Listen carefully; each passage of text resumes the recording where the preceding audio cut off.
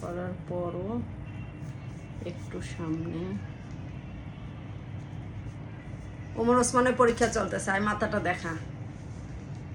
হ্যাঁ, ওদের পরীক্ষা চলতেছে, মানে পড়াশোনা শুধু ওরা করে না, আমিও করি। এই যে দেখেন, দেখ এই রে আমার হাতে লেখা সেটা দেখাই, যেগুলো সব আমার লেখা। বৈশা বৈশা মানে ওর পড়া আমি লিখে দিতেছি, যেন আমার পরীক্ষা চলতেছে। আমি করলে আমি করছি। কি জোরে বল, সবটাই কে থাম কেন, মানে নোটগুলো করে দেই। হ্যাঁ, নোটগুলো কইরা দাও না। এটা কে করতেছে? এটা নোট, এটা তো প্রমাণ আমি করতেছি। আমি বাইর করতেছে, তুমি লিখতেছো, শেষ।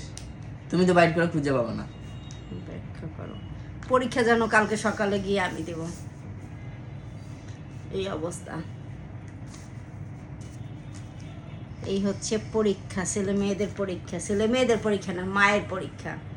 ওমর অবশ্য লক্ষ্মী ছেলে, ওমর ওই যে ঘরে বসে পড়তেছে, একা একাই পড়তেছে সুন্দর।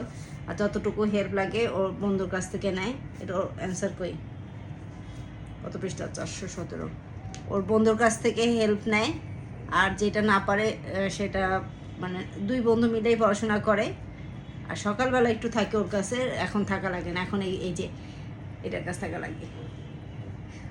যখন আবার সকালে ওর কাছ থাকি তখন এটা ঘুমিয়ে থাকে, ওটার স্কুলে পাঠাই দিয়ে তারপরে ওরে নিয়ে বসি। এটা হচ্ছে 22 নাম্বার, 22-এর খ।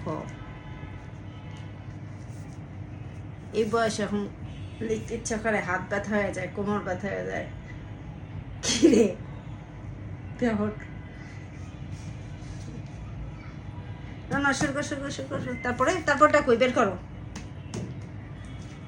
স্ট্যাচু হয়ে গেছে।